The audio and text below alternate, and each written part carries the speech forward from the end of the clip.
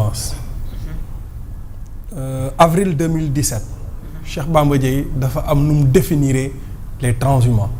avril 2017 daf ne il faut pas s'y tromper seuls transhument les voleurs qui craignent la justice et les jouissances qui ne vivent que d'argent facile bon man conception boobu laa am ci transhumance et depuis bi mu ko waxee man loolu laa gëm loolu laa mos a gëm ci transhumance mais depuis bi mu ko waxee en 2017 ba tey man loolu laa jot a gëm ba tey ci li nga xamante ni moom mooy la transhumance perception boobu laa am ci transhumance je suis en train de réfléchir pourquoi Sénégal c'est-à-dire phénomène de transhumance jugee ci benn parti dem ci beneen parti wala jugee ci opposition dem ci parti bi nekk au pouvoir mu nekk phénomène bu nga xam ne dañ ko banaliser tout simplement parce que pour man Sénégal dañoo gis ni la majeure partie des partis politiques yi nga xamante ni ñu ngi leen di créer nekkuñu ce ne sont pas des partis basés sur des idéologies wala sur des courants idéologiques pour man la politique idéologique dama koy faral di wax dañ naan ma yow politique Sénégal dafa la dépassé parce que yaa ngi toujours toog ci li nga xamante ni moom mooy idéologie et man dama gëm idéologie pour man un socialiste reste un socialiste un libéral reste un libéral un conservateur reste un conservateur mais un centriste reste un centriste un écologiste reste un écologiste man loolu laa gëm man su may politique loolu mooy tax mooy politique. waaye nag ci coalition Benno Bokk Yaakaar nag. non moom y'avait du non foofu ñëpp nga fa woon. c'est-à-dire les coalitions aujourd'hui en fait les coalitions foofu suppu kànja la woon. waaw les coalitions ay coalitions suppu kànja la des coalitions contre nature da ngay gis un socialiste se coalise avec un libéral da ngay gis un maoïste se coalise avec un démocrate. C'est un problème. Maintenant au Sénégal xamatuñu qui est socialiste qui est libéral qui est centriste qui est écologiste et c'est la question bi ma posé la dernière fois ma ne kiiraay ban courant idéologique la épouser personne n'ose me le dire parce que amul on me parle de Pastef les patriotes Pastef n'a pas de courant idéologique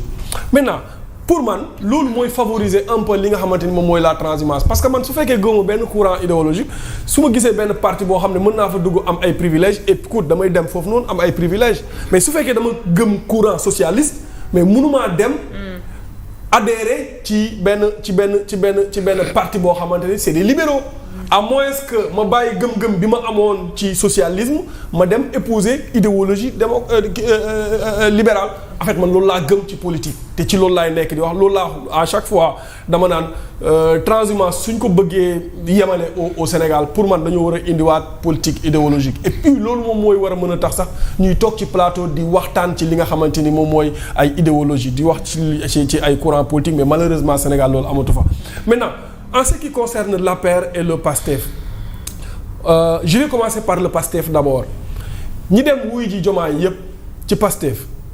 ñi gën a jege Ousmane Sonko si on se rappelle en 2022 Ousmane Sonko bi mu defee remaniement boobu ci biir partem il a nommé 79 cadres 79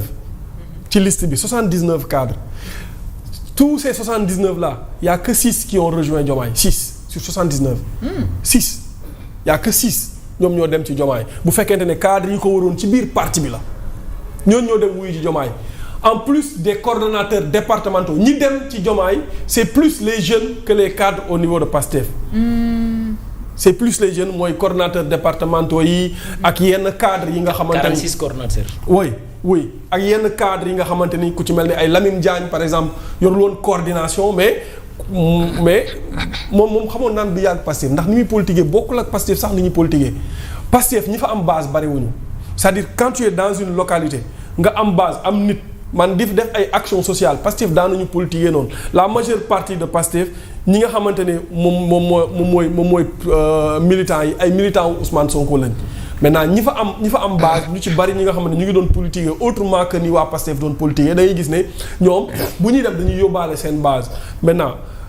am na ñu dem jugee biir Pastef mais est-ce que ñi dem biir Pastef mooy les jeunes là les coordonnateurs départementaux ce sont des coordonnateurs yu nga xamante ni am nañu base d'abord c'est-à-dire foofu la ñu mën a xoolee pour mën a xam ndax Pastef ñu ngi koy déplumer waaw wala déet c'est vrai aux yeux de l'opinion les gens vont dire que Ousmane Sonko bàyyi nañ ko mais bu ñuy xool lu factuel est-ce que ñi bàyyi Ousmane Sonko ñu am base lañ est-ce que ñu yóbbaale ay base lañ on parle de Lansana Gagny Sakho par exemple il n'a pas 5 personnes on parle y a des gens yu nga xamante ni ñu ngi biir coalition Diomaye Président ils n'ont pas 5 personnes. Ce qui fait en fait un peu la légitimité de la coalition Diomaye Président wala de kiiraay mooy les maires yi nekkoon Benno Bokk Yaakaar ak yi nekkoon Yewwi Askan Wi nga xamante ni dem nañu rejoindre parce que quand on vous dit que y a 554 wala 55 communes c'est-à-dire que y a 554 wala 55 maires les 308 sont avec Diomaye donc da nga naan kon l'essentiel des maires dem nañ ci Diomaye Président l'essentiel des maires mais yan maire lañ maire yi nekkoon Benno Bokk Yaakaar ak maire yi nekkoon Yewwi Askan Wi ñoom ñoo dem foofu est-ce que loolu noonu mën na permettre ñu ni coalition wala kiiraay nekk na la première force politique bi mu juddoo ak léegi kit des députés lan la ñuy def ak députés yi nga xamante ni ñoom ñoo nekk biir coalition Pastef ci groupe parlementaire bu Pastef est-ce que Diomaye va réussir à scinder en deux le groupe parlementaire est-ce qu'il va réussir à avoir plus de 50 députés ci li nga xamante ne ñoom ñoo ànd ak Pastef s'il le réussit ça veut dire que Pastef dee na et s'il ne le réussit pas c'est parce que Pastef mu ngi yor ba léegi base bi nga xamante ne moom mooy base am APR les recrutements yiy jugee la majorité am na maire yoo xamante ni ñoom ñoo yóbbu seen bopp am na maire yoo xam ne dañ leen démarcher mais il faut se rappeler que Mimi Touré li muy recruter bi mu nekkee Pastef ni mu daan recruter biir Pastef di jëlee biir APR di yóbbu Pastef noonu lay recruter biir Kiiraay parce que Mimi à un moment donné gars yi dañuy fàtte ni dafa yoroon base de données wu Pastef autant pour moi base de données wu APR donc base de données boobu daf koy permettre mu xam les maires mu xam les responsables yu nekk ci yenn voilà kii mu mën leen récupérer yóbbu leen maintenant APR foofu lay daanalee l'Alliance pour la République tey ñu ngi wax ay création de parti mais tous les responsables yu de mouvement tous les responsables yu nekk APR mais il y a que 3 qui ont créé leur mouvement il y a Thérèse il y a Pape Mao il y a Abdoulaye Seydou Sow léegi ñooñu est-ce que mën nga leen jox 10% ci pourcentage yu APR bari na donc est-ce que APR tey Macky Sall su fekkente ne dem na Nations Unies gagné na ko est-ce que dina nangu parti bi divisé wu en deux parce que ñu bari ñiy dem jàpp nañ ni Mansour Faye la ñuy préparé pour mu doonu parti bi. te loolu duñ ci ànd. loolu tax ñu bari ñenn ñi toog jàpp seen jàmbur ñenn ñi dem nañ parce que dañoo jàpp ne Macky su gagné ONU Mansour Faye la ñuy jiital mais ñi nekk ci biir parti bi dañoo am baat ci parti bi est-ce que ñooñu dinañ nangu ñuy jël nit rek jiital ko sans congrès. waaye léegi bu Macky Sall gañewul nag les gens parlent comme si Macky Sall va gagner les élections Nations Unies Macky Sall su gañewul qu'est-ce qu'il va faire mais il va revenir au pays après dafa lancer benn slogan benn mot muy la reconquête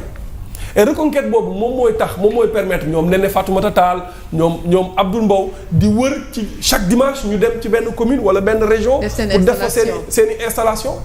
mais loolu ñuy def noonu installation ak jaay carte yooyu noonu mais c'est au détriment de qui mais Macky Sall moo leen ko sant Macky su ko leeroon ne il va laisser l'APR mu nekk ci léthargie mais du remobiliser les troupes. jiital jeunes yi. gis nañ ñu bari.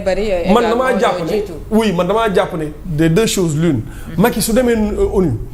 ils vont organiser un congrès boo xam ne ils vont choisir quelqu'un boo nga xamante ni ce sera plus jeune benn ñaareel ba Macky mu ngi xool ONU mais mu ngi xool Sénégal parce que bu pertee ONU mais Macky rien ne nous garantit qu'il va gagner l'ONU mais soo xoolee